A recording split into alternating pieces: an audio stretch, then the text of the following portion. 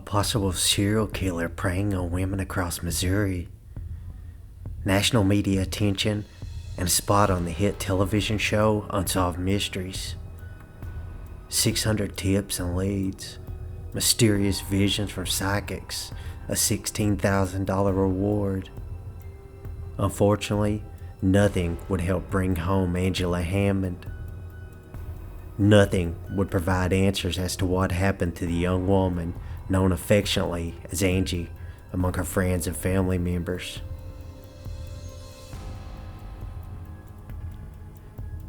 It has been more than 10,500 days since Angela went missing from Clinton, Missouri, and investigators have more questions than answers. After a haunting portrayal by actress Tammy Stevens on Unsolved Mysteries, tips flooded in, yet most of the evidence in the case comes directly from Angela's fiancé, Rob Shafer, and the unimaginable tale he told. Tonight, In Cuffs will retell the 1991 disappearance of Angela Marie Hammond.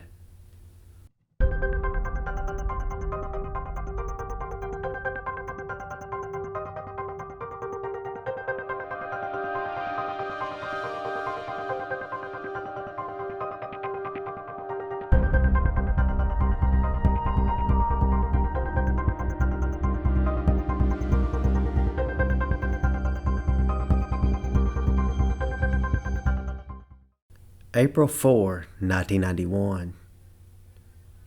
It has been an eventful day for 20-year-old Angela Marie Hammond.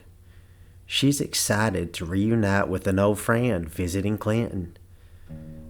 Angela and her fiancé, Rob Shafer, enjoy a barbecue 20 miles outside of Clinton with neighbors of Angela's mother. Once they leave, she drops her fiancé off at home with the promise that she'll call him in a few hours. Angela spends the rest of the night with her friend.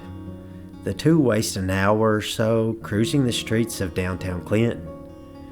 Once the fun ends and Angela drops her friend off, she decides to fulfill her promise to Rob. 11:15 p.m. Angela uses a payphone outside a food barn just a block from the town square to call Rob. She tells him that she is too tired to meet up as they had initially planned. Angela wants to go home, take a bath, and get some sleep. And then she notices an early 1970s green Ford circling the parking lot in the vicinity of Jefferson Street and 2nd Street. Angela describes the driver in detail to her fiancé, saying he looks scruffy, has a beard, and is wearing overalls and glasses. She explains that the rear window of the truck features a mural of a fish jumping out of water as the truck stops nearby and the stranger gets out. Angela watches anxiously as the man walks to the next phone and picks up the receiver. He hangs up and returns to his vehicle where he retrieves a flashlight. The flashlight pierces the dark night as the man searches for something inside of his vehicle. Angela's fiancé listens as she asks the stranger if he needs to use the phone. He says he'll try again in a few minutes or so. Angela continues with the conversation. Out of nowhere, the man turns and lunges in Angela's direction. She lets out a heart-stopping scream. Shafer hears a man say, "I didn't need to use the phone anyway." Rob immediately springs into action. Rob jumps into his vehicle and speeds toward the payphone. Along the way, he encounters a speeding green Ford F-150 pickup truck. Rob hears someone yelling his name out the window as the truck passes by. Rob turns the vehicle around and gives chase, but the car's transmission has been severely damaged. The vehicle comes to a grinding halt, ending the chase after 2 miles. The truck allegedly containing Angela Hammond and her kidnapper has vanished, never to be seen again. Rob will later say that the truck might have had a white top and possibly damage to the left front fender. This is the tale Rob Shafer would give to authorities when questioned. Angela Marie Hammond had her entire life ahead of her, and by all accounts, she had done everything right. At the time of her disappearance, she was juggling a job at a local bank and classes at Central Missouri State University in Warrensburg. She was sharing a mobile home with Rob in Clinton and was 4 months pregnant. The couple started dating in November of 1990 and got engaged 2 months later after it was discovered that Angela was pregnant.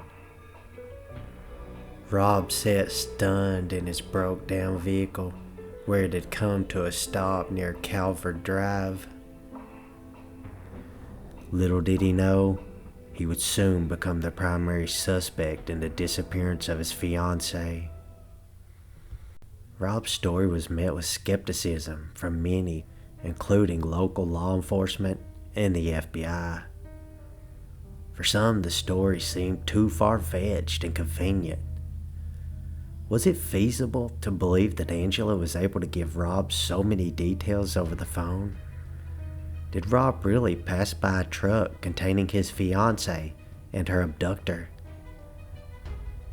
Shafer would attempt to clear his name as quickly as possible. He cooperated with police and took a polygraph test. It was confirmed that his vehicle had broken down, as he claimed.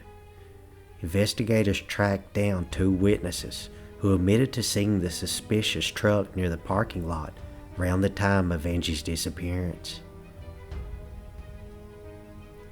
During the span of less than 11 months, roughly 80 miles apart, 3 women would go missing under similar circumstances. Angela Hammond would be the last of the 3. Investigators would attempt to connect the dots and determine if Angela had been the victim of a serial killer. On January the 19th of 1991, 42-year-old Trudy Darby was working at the K&D Country Corner convenience store in Max Creek, Missouri, when a suspicious man arrived and caused her grave concern. She called her son to tell him about the mysterious stranger. Her son rushed over, but by the time he made it to the store, Trudy was gone. The store was unlocked, the lights were still on, and approximately $220 was missing from the register. Trudy's body would be found in the nearby Little Nangua River 2 days later. She had been shot twice in the head with an automatic pistol. Eyewitnesses reported seeing a large, light blue car parked in the rest area near the store. It could have been a Chevrolet Impala or Caprice. The suspect was described as barely fitting behind the wheel, in his late 30s or early 30s, with a beard and mustache. On February the 27th of 1991, Nevada, which is roughly 80 miles west, would become the site of another frightening disappearance. Cheryl Ann Kenney would go missing 39 days after Darby's disappearance. After finishing up closing procedures at LJ's Quality Convenience Store, Cheryl clocked out at 10 p.m., locked the doors, and stepped outside. 2 witnesses nearby heard a scream coming from the direction of the parking lot. Investigators would find Cheryl's vehicle locked and undisturbed in the parking lot. The evidence led them to believe that Cheryl Ann Kenney had been abducted after stepping outside the store. 2 men, Jesse Rush and Marvin Cheney, would eventually be arrested and convicted in the death of Trudy Darby. Investigators have never been able to find enough concrete evidence to formally link the cases. Over the years, authorities chased down more than 600 tips and interviewed countless witnesses and suspects. The case was featured on Unsolved Mysteries and psychics shared their opinions. Authorities tracked down one promising suspect from a nearby county. That individual had a pickup truck similar to the one described by eyewitnesses, but there was one slight problem. At the time of the abduction, the suspect was under arrest in California, so he couldn't have been responsible for the abduction. In December of 1991, authorities received a possible sighting 922 miles north across the border in Selkirk, Manitoba, Canada. At the time, 41-year-old Russell Smith said he had become familiar with the case while visiting relatives in Urick, Missouri, approximately 15 miles from Clinton. When Smith noticed the missing persons poster for Angela, he thought she looked familiar. Later, he remembered seeing that girl leaving a drugstore in Selkirk. That recollection resulted in Russell reporting the sighting directly to Clinton police. Smith was adamant that he saw Angela, saying, "I know I saw the girl. I know that for a fact." Smith claimed he saw Hammond getting into a green truck with a white top and a mural in the rear window. The description was almost identical to the one provided by Rob Shafer and eyewitnesses to the abduction. Nevertheless, the Royal Canadian Mounted Police could never find anything to substantiate the claim. As Angela's case started to cool, another woman 140 miles away would go missing. On August the 31st of 1991, Karol Marlene Sullens was working as an exotic dancer at the Valley of the Dolls nightclub on 7th Street in Galena, Kansas. During a break, Sullens stepped outside and disappeared.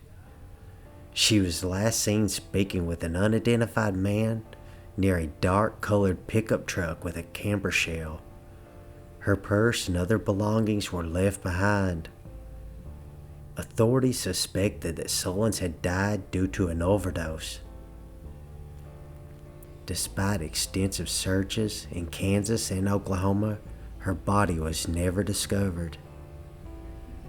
In 2001, Donald D. Kidwell would be charged.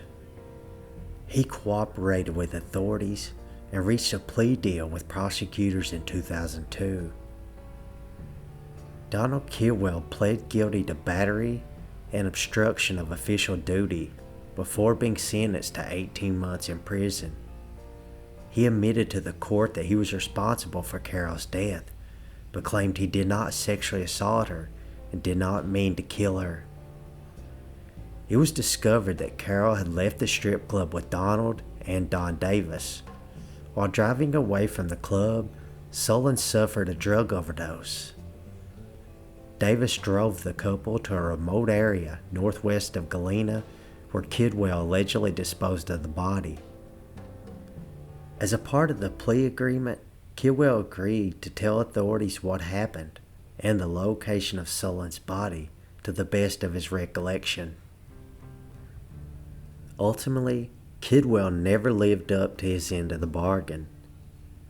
The body of Karol Sullens has never been found, and the case was just another red herring for investigators.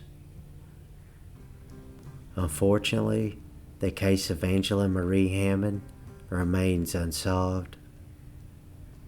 She was born on February the 9th of 1971 and disappeared on April the 4th of 1991 at the age of 20.